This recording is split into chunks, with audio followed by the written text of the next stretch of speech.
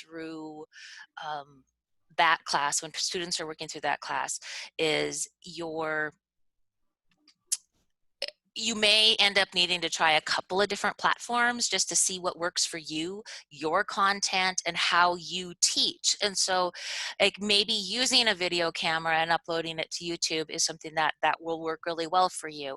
Other people will do a lot more screencasting. And so playing around with what options you have is really, really, really important. I was working with Takini earlier this week, and one of the math teachers has set up a whiteboard, and he had himself all set up just to use his computer, and he can write on the whiteboard and it'll record. And so he was really excited about that. And so he'd set that up. And so just, having all those options and testing it out. So everything we're going to do today, if you're a pro, you're awesome. But the rest of us, we're going to have to practice. And I have to practice too, because it's something that I'm always saying, there's better ways to do this, or this isn't the best way. So be willing to try out all the platforms that we look at, just test them out, and also be willing to try different things. And so it's not, and your videos, really, the kids just want to see you. So that's the best part, is you are teaching the kids, and that's what we care about. All right, so let me share my screen. And so we have, so here are the slides, and so let me drop those in the chat too, so that you guys can get into the slides, because there is some links that you'll want to interact with.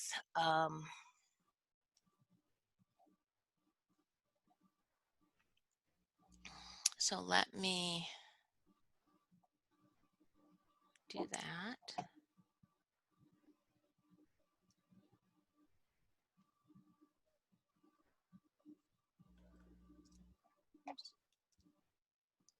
So there's the slides in the chat too, if you want to just grab them there. So what we're going to do today is we're going to do a couple of things to get started. The first thing we're going to look at is we're going to look at some videos. And so we're going to look at, I've got 4 different videos here, and I'm not going to watch them with you. You guys are going to pick a video or 2 that you want to watch. They're all pretty short. And so when you're in the slides and you're in them as a viewer, you should be able to click on them and they should go. Oops. So you don't have to, and you may have to click twice when you're viewing them, because of, when you mouse over, you'll get the little drop down, and then you can click here. So that's how you can watch them. But there's 4 different videos here, and they're all different. They're all different styles of videos. And so what I want you to do when you're watching these videos is think about, how does the instructor introduce the information? How much information does the instructor provide? How long is the video? Any other details that you notice. And then for each video, there is a Jamboard. And so after you watch the video, go ahead and make a sticky note. And so that's the sticky note over on the left-hand side. And you can pick any color, and then just jot down some observations so that we can kind of come back and talk about each of those videos. And so this is going to be something you do by yourself right now. So I'm going to pause recording, and I will let you guys watch the videos and record your observations. So I'll give you guys about 10 minutes to do that. You do not need to watch all the videos. You can pick whichever ones you want. I would try to watch one, and you can watch, more than one too, or watch pieces, parts. You don't have to watch the whole things. It's really just more to see different instructional videos in different styles, so that as we go on, you can have that. So I'm going to give you guys about 10 minutes to do that. And so at 24 after, I'll come back. If you have any questions, drop them in the chat. Otherwise, all right, so as you watch the videos, I asked you to observe, how does the instructor introduce the information? How much information do they provide? How long is the video? Any other details? And so, you know what? I'm glad somebody posted this. You couldn't get the video to play, and it's probably similar to what our students would do. I gave up really quickly. And so that is something that we really want to encourage our students to be able to problem solve and ask questions and figure out, you know, ways to do that. And so when you're doing this type of an assignment, one of the things that, you know, can often help, and so let me drop this somewhere where I'm just a viewer, not an editor.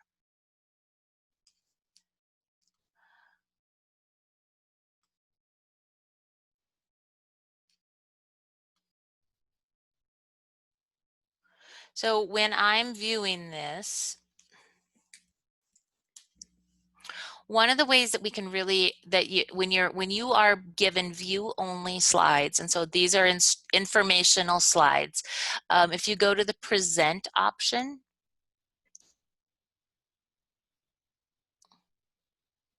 at that point you can click on the slides and you should be able to get to any of the videos, get to any of the links, et cetera, et cetera. And so you have that capability. And so those are those kinds of things that I would teach my learners, that if I'm giving you a view only slide, or you know, if this is instructional and I want you to click on links, that is one way to do it. The other way to do this is, if it's view only, when I click on it, it should bring it up right away. The other thing, when I click on a link, I may have to, you know, click around a little bit, but you're going to see when you click on the link, it'll pop up the little blue link that you can click on. And this is with any Google resource. If you're in Google Slides, Google Docs, Google Sheets, if you're in a view only, you can click on links, but it is like a two-step method. You can't just click on the link and get it to work. You need to watch for the video, you know, the link to pop up type of thing. And that is just how Google, I mean, it's how it works. And so if you've ever used links in like docs or Word docs, you know, you have to click control to make a link, to be able to go out to a link. And so those are those kinds of things that if you this is what I would teach my students, and I'm sorry I didn't do a good job with you guys, so now you know. But I would teach them how to do it. Make sure that they know when you're clicking on the video, and if you can't do it, you have options. You do not need to sign up to YouTube. You should be able to use YouTube with your Google Apps account. And so when you're signed in to your Google Apps account, yep, and that's a permissions thing. So that's a Tim. So when I'm in my Google Apps, well, you should be able to go on the waffle to YouTube, because it is part of, yep, on the waffle, I can go to YouTube. And then on the waffle, I can click on the create, and it gives me the options to upload a video or go live. I'm going to tell you, go live, you do have to enable and do some crazy things, and so I haven't done that. Upload video, I can get started, and then I can use my name, or I can use a custom name. I would use your name because you're making instructional videos, and so I would not. Okay, and so now I have my channel and I can start creating my videos. Set up later. So here I'm at, I can upload a video.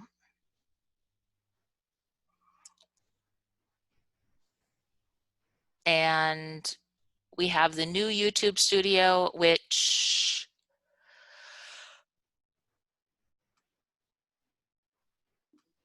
and that's what I just had, and it's not new. I mean, it's been there for a year. You drag and drop your video, and then we can select, and so we can look at those steps, and I'll find you a tutorial for that too, so that you can do that. Yes, of course. All right. Well, good questions, you guys. So I don't even know where we are. So I'm going to go back to A. And so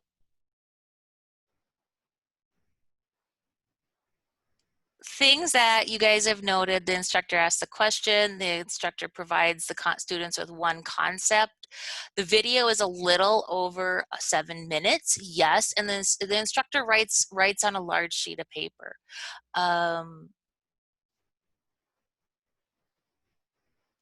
You were able to see the video, you were able to say the speaker. The teacher discussed some students would try to get away with not watching the videos, and so she gave them some ideas. She recorded herself. You like that she had the question on the board and some other info. Okay.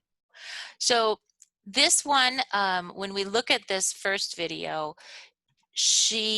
it's very informal when you watch this video. She's sitting there, she introduces herself, she writes on the board. It's very relaxed and very informal. When we go over to video B, this is one, so this is a math question. And I like, somebody noticed that you could see both the teacher and what he was writing on the board. And so that is one of the things that you'll want to think about. A lot of people do not want to have themselves in a video because we're like, oh, I don't like that.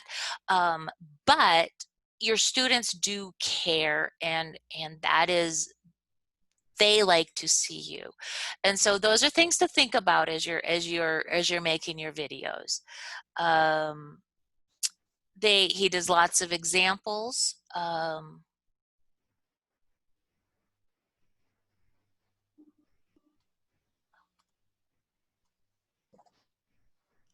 so that's okay. So that's video B.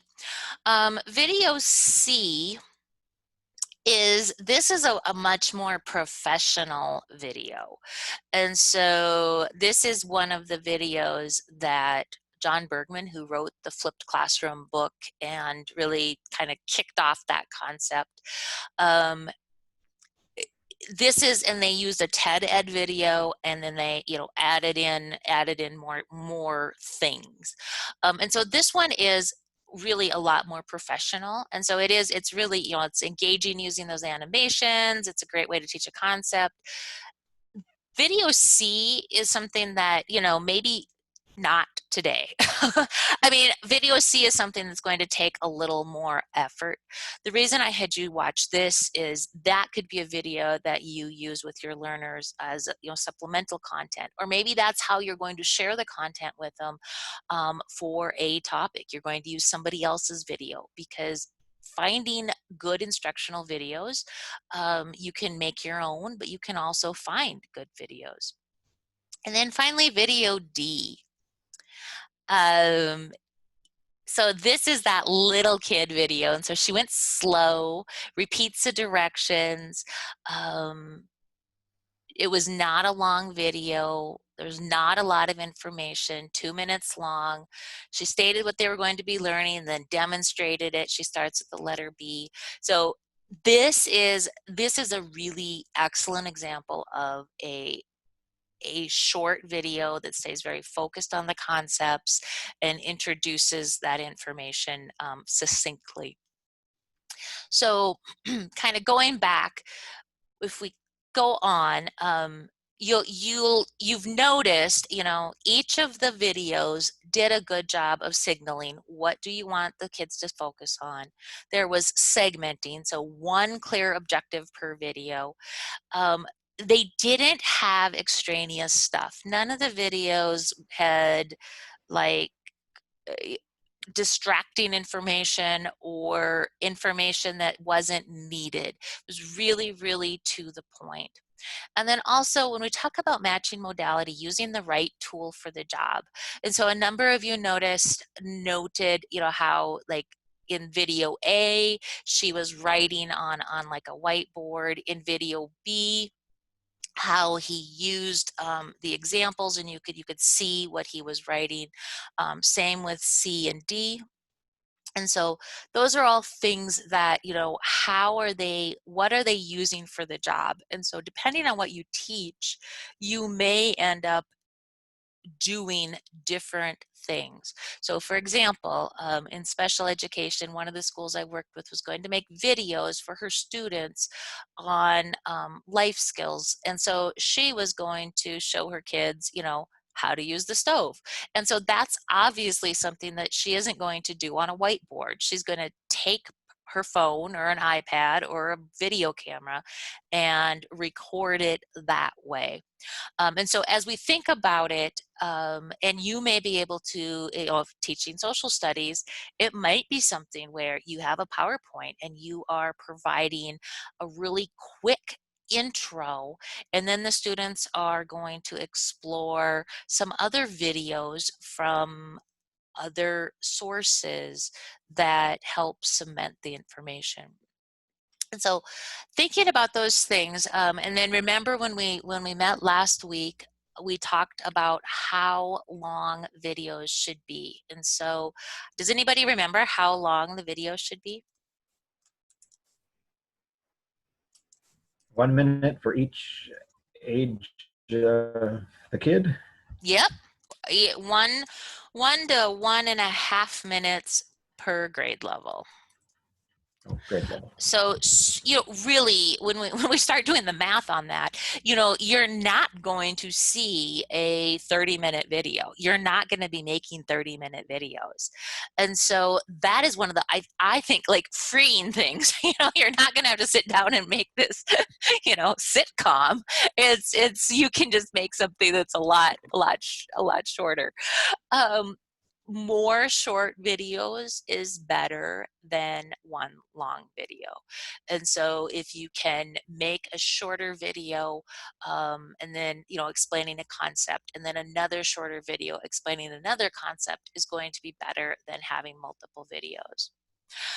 One of the things we also talked about last week was it's really important to teach our students how to watch. And so that video A, she talks about how to make sure our students are watching, you know, videos and what they're doing. And that's one of the things we talked about last week too, was teaching our learners how to watch videos. And so while we teach our learners how to interact with our slides, we're also going to need to teach them how to watch the videos and, you know, taking notes and pausing and starting and stopping the video and rewatching components. So those are those kinds of things that will go along with, even if your video is perfect, if your students don't watch it or don't know how to watch it, it's not going to be effective. So those are all things. So you've kind of seen some example videos, and I love, you know, other than video C, they're all very much very low produced.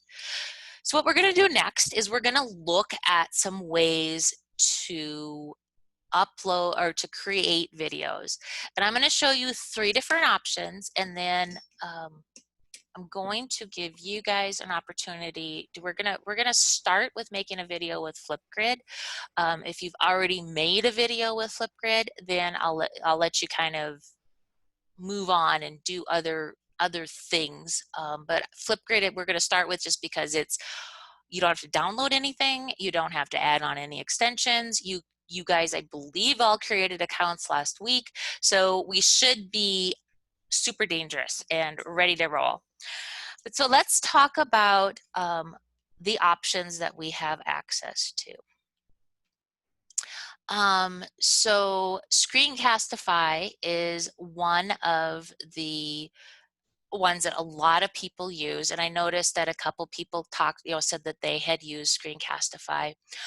Screencastify allows you to record 5 minutes, and so on the free version, it's a 5-minute recording, and I would test it out before I go to, before I think about expanding. I mean, if you say, oh, I need to make videos longer than 5 minutes, I would still test it out because on the free version. Screencastify is an extension, and so if you click on the extension, it gives us a little bit of information on getting the extension. And so when we did this a little bit last week too, I believe, we added something to Chrome. And so when you click on this link right here, the Screencastify extension, it's going to open up and it'll say add to Chrome. And this is something that you guys should be able to do. Your students do not have that capability. However, there are some really great ideas for using Screencastify with your students. And so it may be something that you do want to have the add-on. So when we do an add-on, it will spin for a couple minutes and it's busy checking. I understand that Garrel can also push extensions to our computers. He can. And so those are things that if you do want, if you want the students to have extensions and or you want to have extensions that are out to everybody, that is an option that you have, yes. So now I've added it. And so when you start adding extensions, in the upper right-hand corner next to your icon that shows you're logged into Chrome, you see a puzzle piece. Here is where you see all of the extensions that you have access to.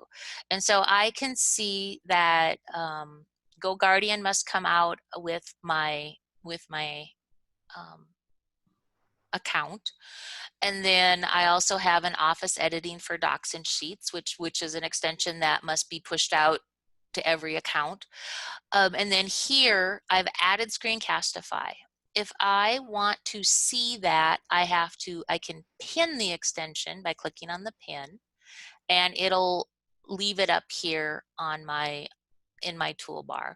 And so if we look at one of my other browsers, I have a number of extensions that I use regularly on that browser. And so just depending on what browser you're using, or what you're using, you may already have extensions up there.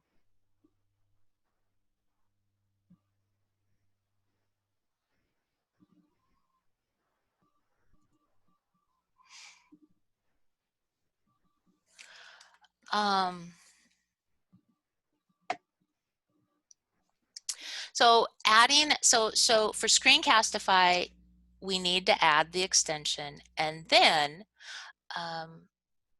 I've dropped in a little bit of information, and there is a tutorial for how to add that Screencastify extension.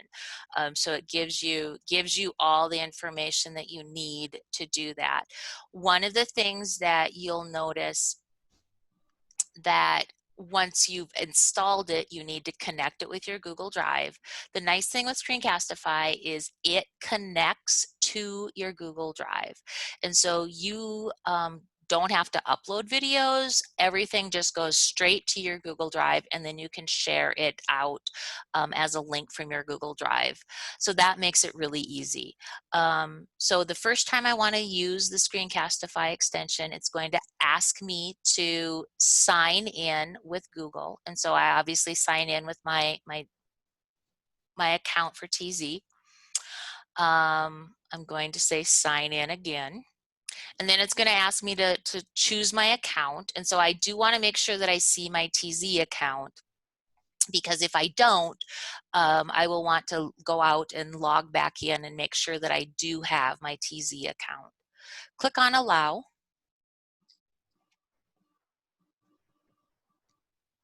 And then the step 2 is you have to set up your permissions. And so our next step is you have to allow it to change your websites, because that allows you to do the drawing and annotation. And then you also have to allow it to do your screen recorder, so you can use your microphone and your camera. And so those are all very, the very first time you log in, it's the only time you'll have to do that. And so now you're ready to go. We're ready to start. And so it's a very simple setup once you add that extension. And so you can click on the Screencastify video recorder and we're good to go. So you'll notice that it pops up over here on the right and it gives you some options. You can record your browser tab, your entire desktop, or your webcam only. And so if I wanted to be reading a book or posting some, writing on my whiteboard, I would just do my webcam. If I wanted to be sharing my desktop, I could do that. Otherwise, my browser tab, if I just wanted to pick a browser tab. I have my microphone, and so it will allow me to select if I have multiple microphones to click to use. And then I also can embed my webcam, and so on video B, remember how you guys really liked being able to see the instructor and the information? Embedding your webcam will allow you to do that, and it'll put that on your video with you. And then if we click on more options, there's a countdown. You have the option to show drawing tools and system audio. And so this is if you want to play a video in your video. And so if you're going to say, all right, guys, I want to show you this short video, and we're going to watch a little bit of it together or something like that, you can include the system audio, and then they will hear whatever audio is played on your computer too. And so if you're using something that has audio and the audio is important, you will want to click on that and include your system audio. So now when you record a video, and I'm doing my desktop, when I record a video, it's going to pop up. And so all of the videos all of the tools that we use, tell me, okay, so when you see this right now, go ahead and in Zoom or in the chat, tell me, where else have you seen something similar to this screen? This share your screen.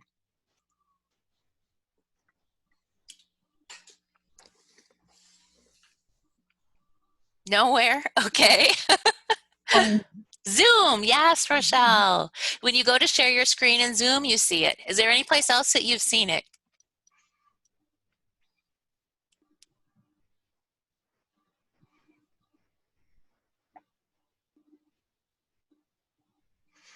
If you did the share screen option in Flipgrid, you would see it there too. So what's really nice, everything we're looking at has a very similar functionality. And so when you say I wanted to share my screen, it's going to ask me, it's going to pop up and ask me what I want to share. And so this is just like sharing my screen in Zoom. And so if you're used to sharing your screen one place, it's like, oh yeah, I know what I'm doing now. So it's kind of nice. And your entire screen, and then we're going to click on share. And now it does a countdown. We're recording. Yay! Down in the lower right, I have my mouse pointer. I can find the pen and I can say, the first thing you're going to do is check out how to make your first recording. And then when I'm all done, I can either pause the recording in the lower left-hand corner, and now I can end the recording. And so what will happen once I've done my recording is it will always open up on the video page. I can quickly polish my video if I want to, and so that means I can do some really light editing. I can trim it, and so I can take off anything from the start and the end. And so I can't take, if I make a mistake in the middle, I can't make that go away, but I can trim the start and the end. I can give my video a title. And so that's one of those things that, yes, it is really important to give your video a title. And so you probably do want it to be something that has a title. Here, you can copy the link. So remember, it saves directly to your Google Drive. So I can copy a shareable link.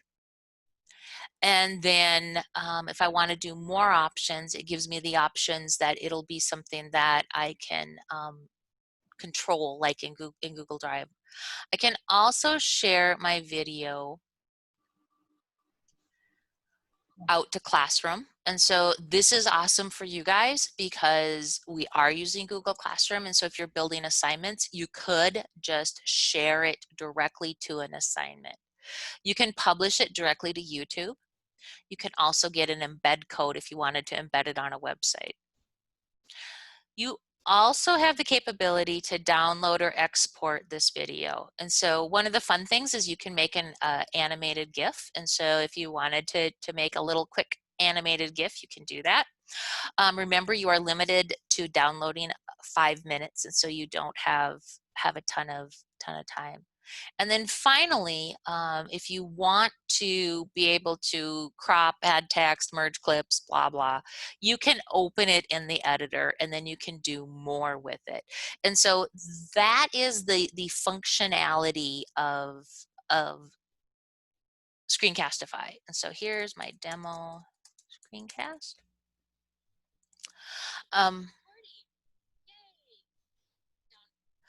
And so it will play it back for me so I can review it. I can now share it directly to Classroom. And so you're going to notice that this is just like Flipgrid, where I can go in, I can choose the class that I want. I can choose my action, and so I could make it an assignment, a question, an announcement, or material. And so I can create an assignment, oops, and then once I do that, I can say go.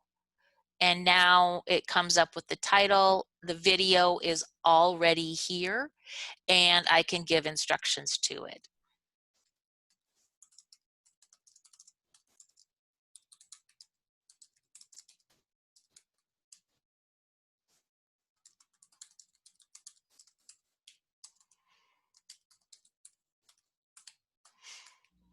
Okay, and so if I click assign, it is going to show up in your class. And so if we go back over to Google Classroom and I look at our classwork and I refresh my page,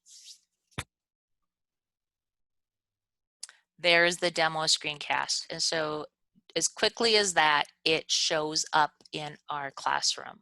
And so I could have posted it too. I mean, I could have also copied the shareable link. And so once I've copied it, I can drop it in the chat. So,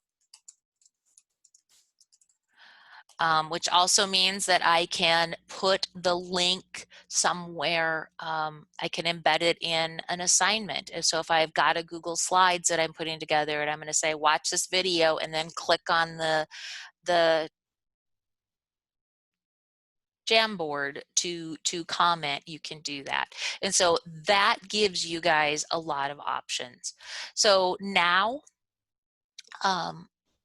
your video is living on Google Drive and it is automatically put there. And so I just said I wanted to view it on Google Drive, but I'm going to go, so here it is, but I'm going to go to my Google Drive and I'm going to show you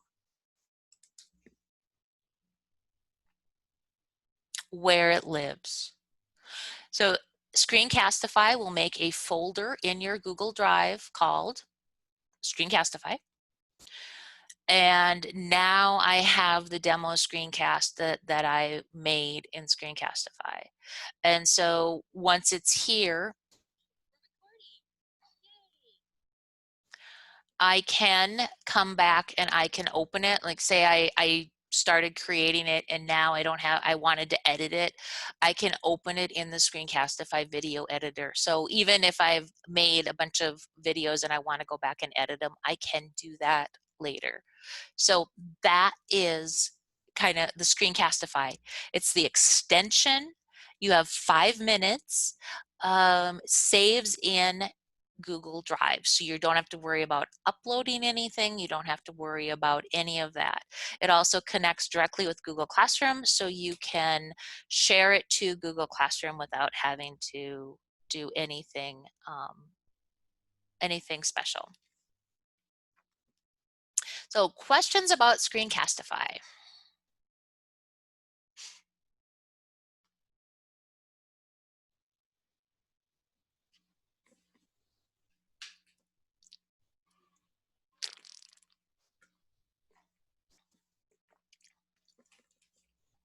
You need to try it. You do. Thank you. Okay. You do need to try it. So we're going to look at Loom real quick too, because with the different resources, I want to make sure we've kind of got an overview. Loom is becoming a very, very popular tool for doing screencasts. When I come into Loom, I can get Loom for free. And one of the really great things with Loom is I can verify that I'm an educator and get the pro version. And so Loom, there again, sign up with Google just because you're already signed into your TZ account, and then it will be able to connect with everything. So, and I've signed up with other accounts, so I've reviewed their privacy. So I will say go.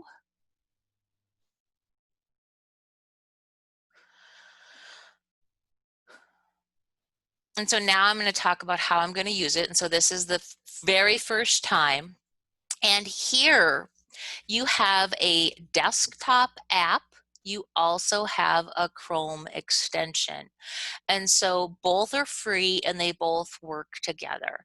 And so if you want to do more, like you'll notice you have options in the app. You can do drawing tools and custom sizing that you don't have in the extension. I'm just going to do the extension right now, but know that you can put both on. So this is another one that requires that extension. I need to add it to Chrome.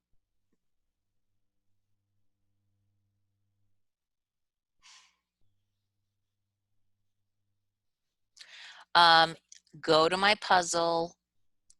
I'm going to pin it so that we can see it. And now it even tells me I need to find it under the puzzle piece. They're very kind to you. If I click on my Loom extension, remember how we had to provide access to the microphone and the camera. So there again, I have to allow Loom to access my microphone and camera. I denied access. Ah! I did not deny access, but maybe I did. Who knows? So allow access here.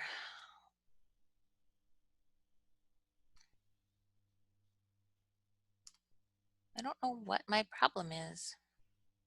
No, it says I think it's because I'm using my Zoom video. It doesn't necessarily like that. And so I'm going to record a video. And so here I have the very same options basically as I did before in Screencastify. I can have my screen only. I can have my screen and my camera.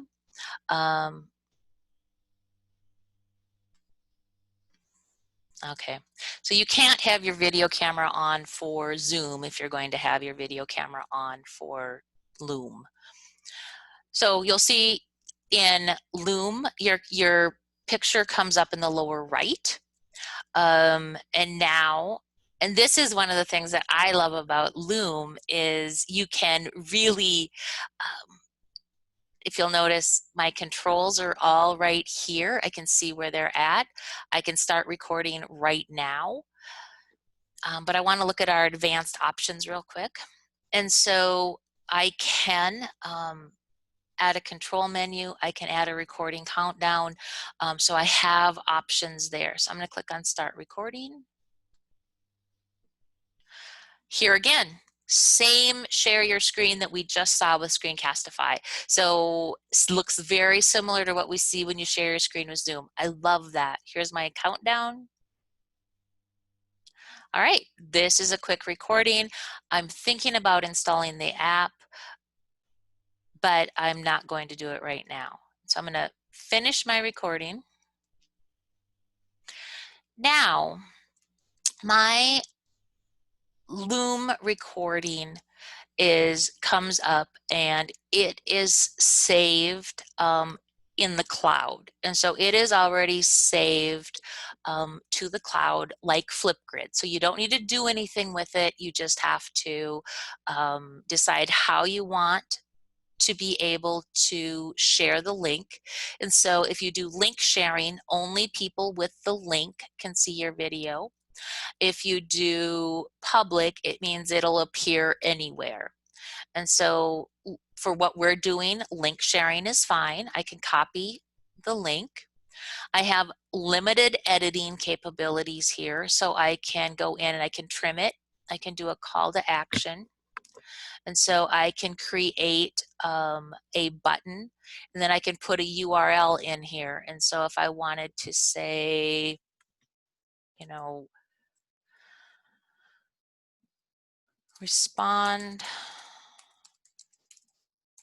on this Jamboard, I could do that. I could drop in a copy or drop in the link to one of our Jamboards, and then you would be able to copy, you would be able to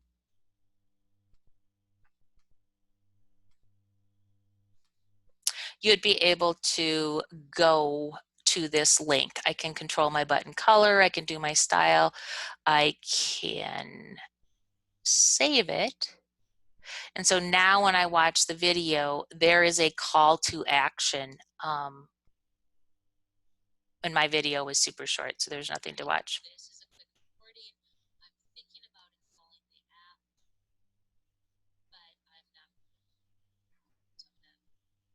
Okay, so now I can respond on this Jamboard.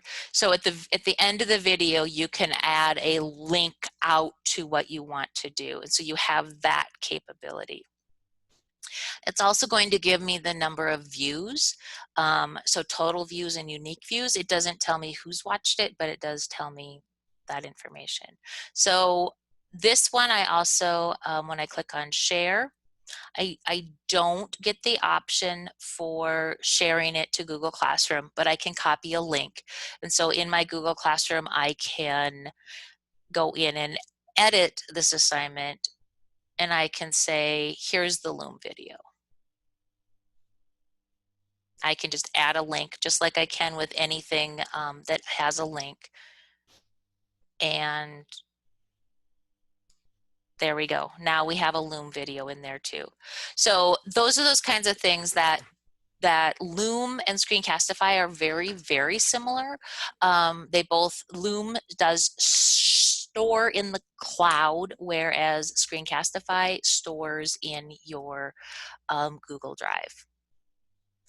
So then the last one is Flipgrid. And so we played with Flipgrid last week, and I know that a lot of you guys had created your accounts, and we looked at it. So with Flipgrid, one of the really awesome things is once you've created an account, you can make a Flipgrid short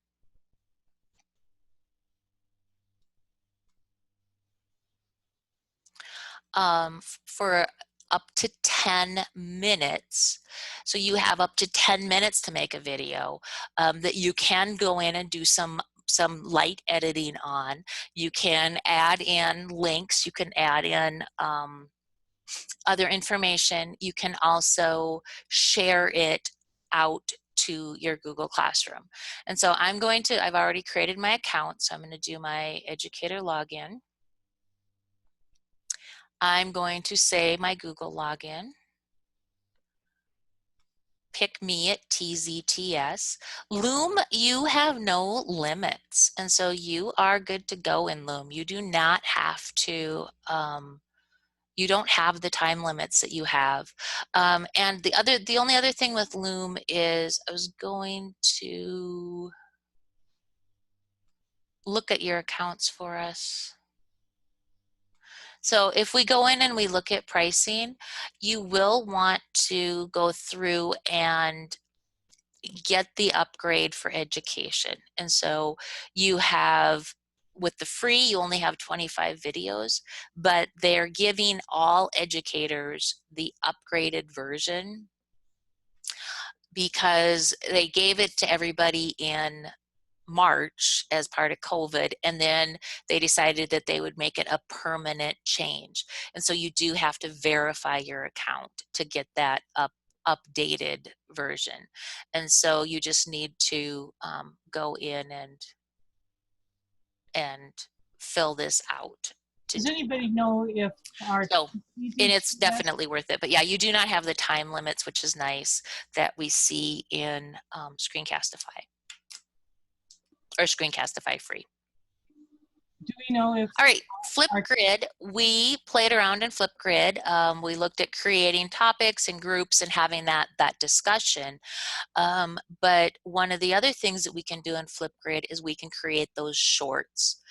Flipgrid shorts are seriously one of my favorite tools because you can make a super short video, it's super fast, and you can share it out. And so because I know how the platform works, it's really easy for me to make them quickly. So if you click on record a video, it's going to ask me to use my microphone and camera. And so the first time you do this in any of the software or any of the resources, it will ask you to enable that. So you need to allow that, otherwise it won't work. When we want to record a video, here again, you have up to 10 minutes. It's going to come up and show you, but you can click on the three dots. Remember the three dots, always click on three dots. I can upload a short clip. So if I've recorded something somewhere else, I can upload it. I can mirror my video, I can turn off my audio, or I can record my screen. And so when I want to record my screen, if I click on Start Screen Recording, here again, my head pops up in the lower right corner now. I can click on the X and make it go away.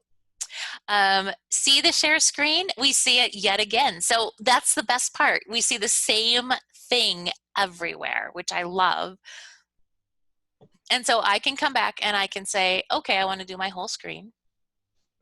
And then it gives me the option to share.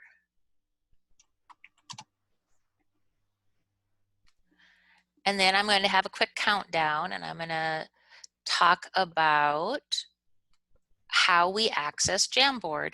This is how you find the sticky note in Jamboard. Boom. Okay, so now I'm going to say I'm going to stop sharing. It'll go back to my tab and it'll allow me to review my video. I can trim and edit and add more to my video. And so with this, I can click on the ends and I can, trim out what I don't want. I can delete the clip if I want to. I can also confirm I'm happy with it. Now I can add more. And so you can do multiple clips, which is really nice. The other night I made a video for a colleague and I did multiple clips because I showed them the Zoom side and everything that they needed to do. And then I turned around and showed us how to access it as a participant. And so I had to stop get different resources and share and record again. So I did 2 little videos. So I'm going to say this is good. I'm not going to add more. You do need to add a selfie. The nice thing here, 3 dots. You can go back into your video and select a frame. And so if you use this slider at the top, so if we use this slider right here, I can go over and I'll be like, oh, this is the frame I want to use. So I can say next. And I can add effects, which is like super cool because I can add in filters, frames, text. So now I can add in a title, and it's like how Jamboard works.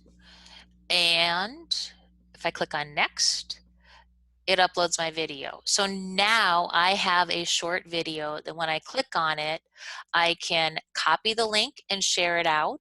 I can also, just like Screencastify, I can share it directly to my Google Classroom. And so I can share it to a classroom and add an assignment or question or whatever I want and share it out to Google Classroom. So all 3 of these are really nope. Okay, so great question, Patrice. For this short, there's nothing to do with it. There's nothing to respond to at all. And so if I drop this in my chat, in the chat, you guys could all watch this short video and there's nothing to do with it. A short is just that. It is something that you can share out. If we wanted to do the discussion where we either have, we do individual topics or we have some groups, within those, the students, if they're on an iPad or mobile device, will need to have the Flipgrid app. If they are on a Chromebook or anything else, all they need to do is go to Flipgrid. And so let me find a topic. I'm going to share a topic. And so if I go to this topic,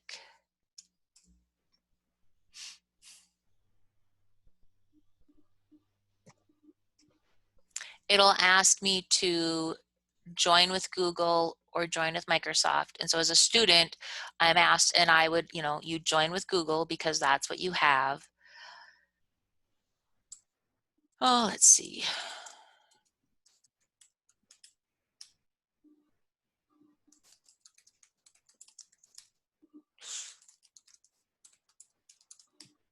I don't remember my password. So you do need to log in, obviously. Let me do it over here and see if I can get it to work.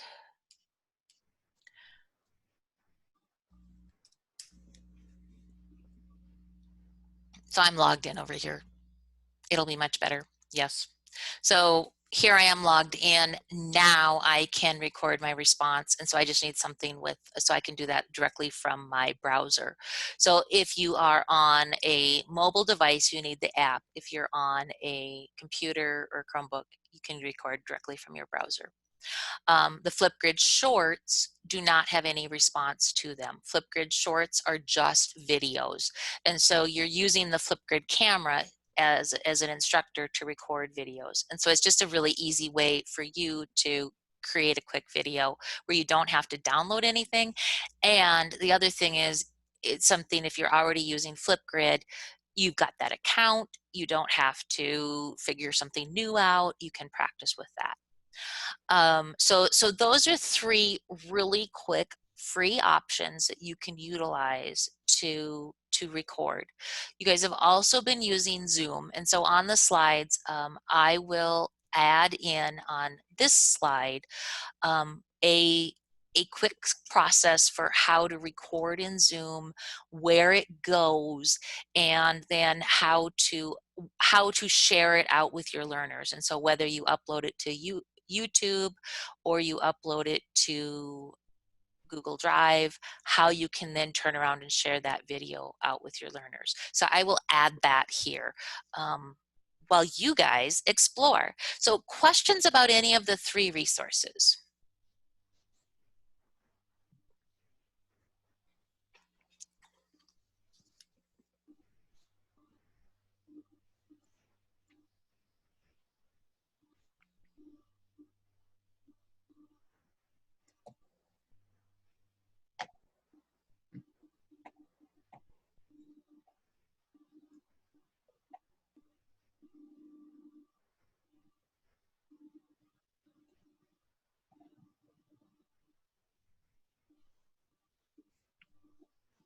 You guys can unmute and talk to me.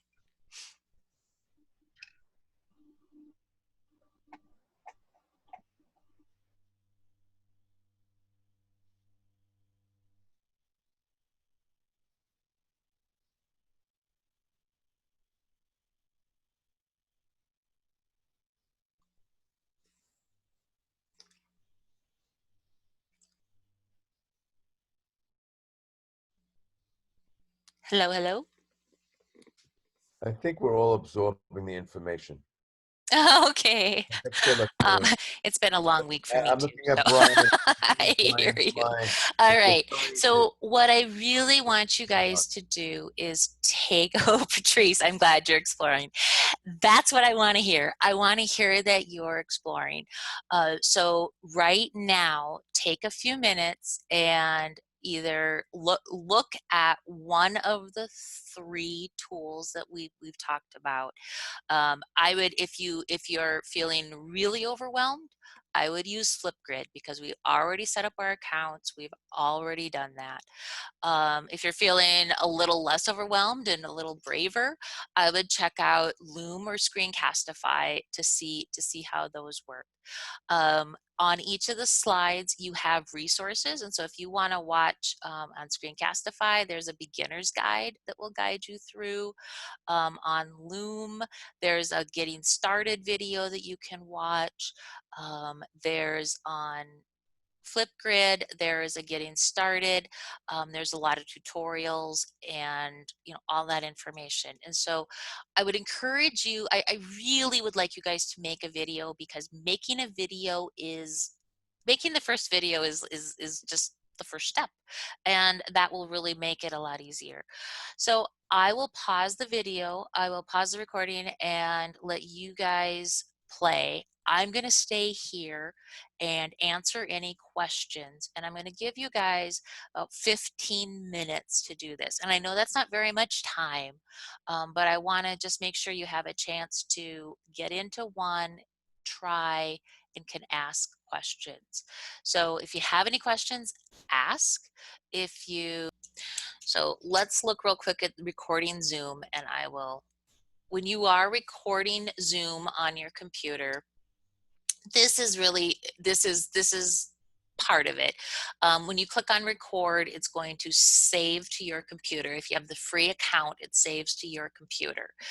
And you can, if you pause a recording during the recording, it will pause it, and then you can resume. And so if you pause and then come back, it'll resume.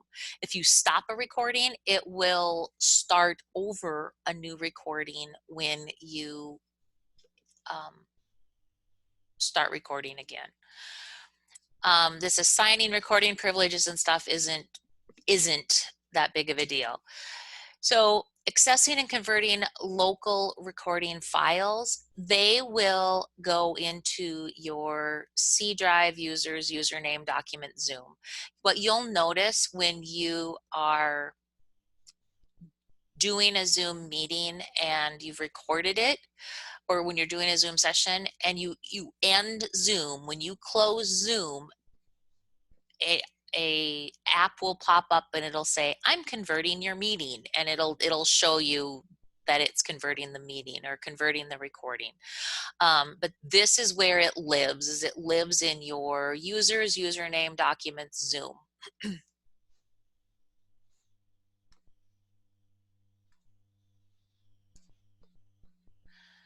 So it is on your computer. And so then the next thing that you need to do, this is not useful. So the next thing you need to do is once you find it in your computer, and so I usually just search for it because I can go in and I can search and I can find like files, and it's going to show me all of my Zoom files that I have. And so I can go in or I usually do my folders. Actually, I like go to my folders. And so I can go in and find my Zoom folders. And then once I've done that, it'll show me all of the recordings that I have. And so I have all these different recordings. And so I can see where everybody is. And so if I open up a recording, you're going to end up with these options. This first one is the audio only. It does record your chat. You also end up with a playback, and playback is great, but it doesn't work and you can't upload it to YouTube. What you have to upload to YouTube is the MP4 file, and that comes in as a Zoom. It's like it's Zoom 01 or Zoom, it just, however many Zoom files that you recorded is how it comes in. So when you guys' files comes in this afternoon, I will do screenshots and show you what that looks like. So at this point, I can do two things. I can upload my MP4 file to YouTube. And to do that, I just log into YouTube. And so if I go over here and I go to YouTube, and so the nice thing about this is you have YouTube in your waffle. You can click on it. The very, very first time you had to go through those little hoops about creating a channel, etc. I can upload my video. And now I drag and drop the video here to upload. And so if I drag it over,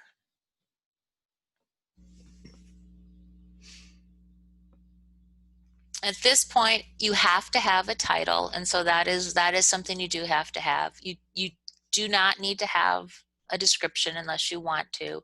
The thumbnail will automatically organize. Playlists, if you want to create a playlist to say, if you want to organize your videos, which I do recommend doing, that is a good thing to do. Your videos are going to be made for kids, and so you will say it's made for kids.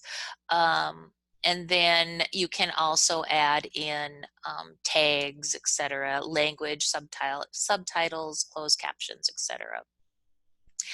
Here is your video link, and you can copy that right now, even though it's not published. Nobody can see it. If I click on next, I'm going to, what have I not done? Oh, I need to say what it is. This one is not made for kids because it's made for you guys. So I'm going to click on next. This, I can add different content and things. I never do this, so no idea, don't ask me. When I move over to the visibility, this is where I normally make my videos unlisted, and so I share the link so anybody with the link can watch my video, but it's not public on the internet. And so that's how I make my videos, and it's totally up to you. So I do unlisted. Private means you have to select who sees those videos, and it's a little, especially when you're trying to share to Google Classroom, it's going to be a little more challenging. The schedule, you can schedule a date to make your video public. I mean, I'm doing a private video or an unlisted video, so it doesn't matter. I'm making sure, and then now what I can do is I can click on save. And once it finishes processing, it will be on my channel. And so I can click on close.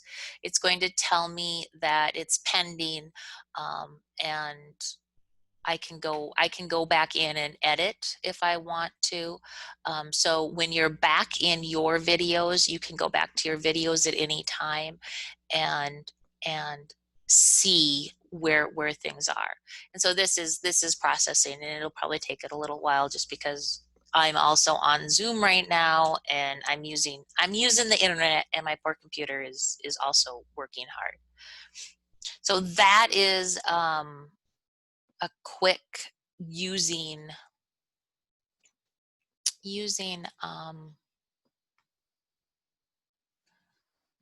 and so the other thing you can do with it, if you don't want to upload it to YouTube, is you can just upload it to your Google Drive.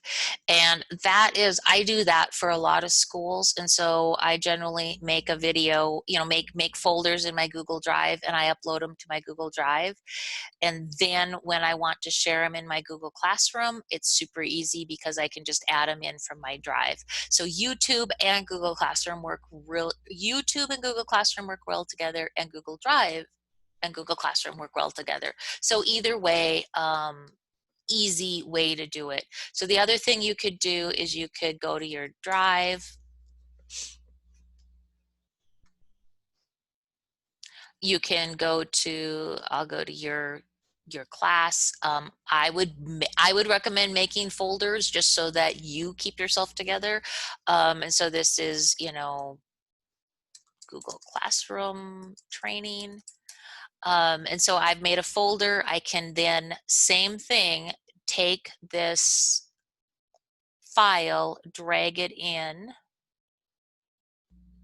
to my folder here, let it go, it'll upload. It does take it a little while to process, and so even when it's uploaded, it's going to tell you that it's processing. So it will take some time for that. So just beware of that, so you don't, like you go to click on it right away and you're like, oh, it isn't working. No, it does take some time to process, and it just depends on what's happening at Google and everything, your internet. So like right now it says we're processing this video, check back later. So you just all you need, just wait, and you're good. You'll be fine.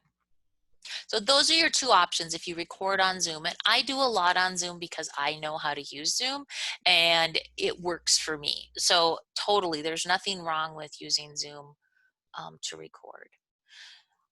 Okay, so I see I have a test video from Cheryl. Can we watch it, Cheryl?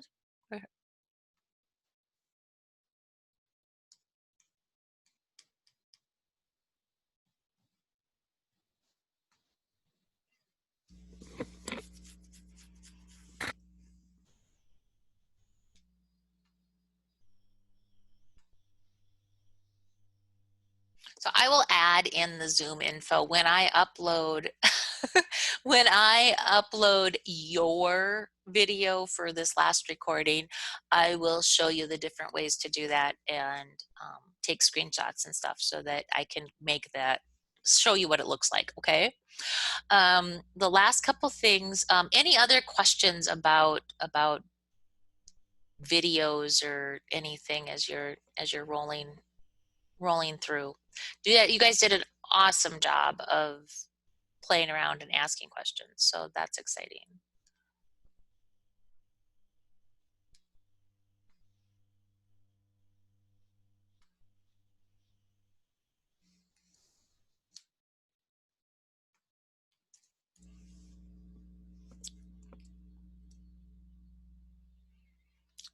So what did you use to make your video with, Cheryl?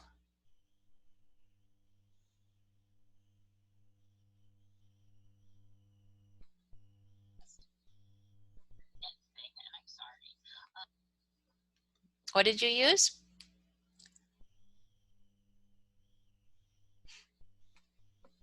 Screencastify. Nice. Nice. So was it easy?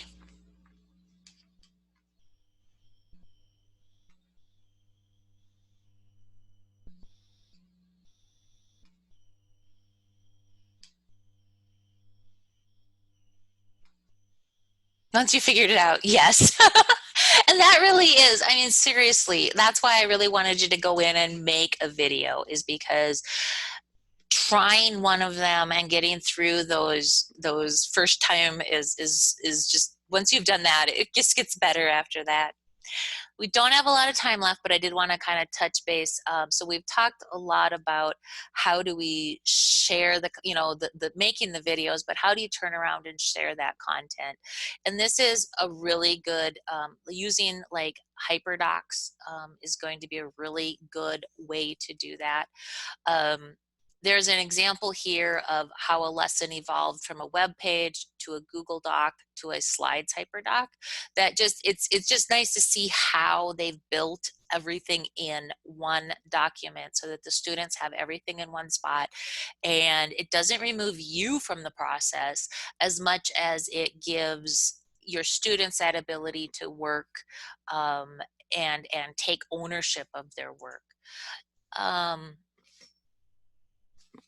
So when we think about HyperDocs and how we're going to share the videos that we make, you guys have made so many of the decisions already, which is so nice, because you already know you're using Google Classroom. You already know you can use Google Classroom for feedback. You already know students are going to turn in their resources or their assignments in Google Classroom. And so you guys have taken away a lot of the, when people are doing flipped classroom, you've taken away a lot of those decisions, because it's like, how will I share the videos with the students? How will I, you know, make sure the students do the work? How will I, you know, collect students' work? You've done all that because you're using Google Classroom. I've given a number of different examples of HyperDocs here so you can go out and explore. And then there's some more resources there. I do have one more thing I want to add for you guys, and this is, I just found this, and so it was something that I found it last night, and I was like, oh, I want to use this with you guys today. So I will just add the link. I'll share it onto the, maybe, okay. So this is a PDF slides of an EdWeb webinar that goes through and talks about how to package your digital assignments. And I love it because it gives some really great examples, and it gives it, you know, it has us using Google Slides, so we're not doing, you know, tons of different things. And there are examples in, okay, I will add, so the examples are broken. I will add the other link for the examples. And then they also have really great slides resources. And so if you're looking for a choice board, if you're looking for a today's activities choice boards template, you can go in and grab these templates and use them so that you don't have to recreate the wheel. And so if you wanted to use this template, they give you a video and everything here. Here we have the Google Slides theme. Here's the PowerPoint. So I wanted to give you guys those. And like I said, I found it late last night, and it was like, there's not enough time in my day. But I wanted to give you those because these are things that I think are going to help as you are taking your videos and moving your content to Google Classroom. So let me add that to your slide. And I'll also add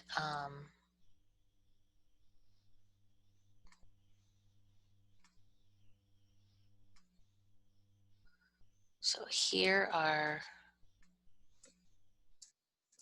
sample ways to package lessons.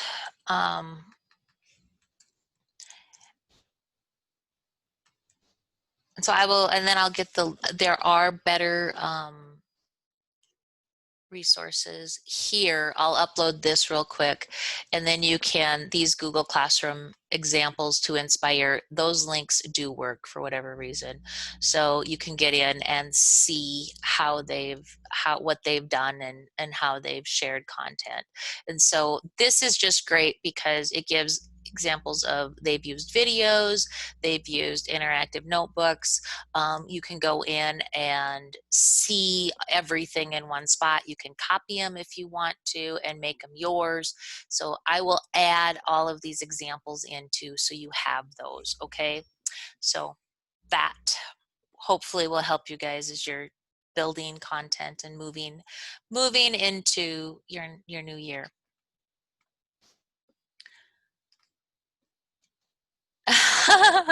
So here's the link to the slides. There's the link to those slides, and I'll get you the link to the content. It's a PDF and it's on my computer right now, so I have to download.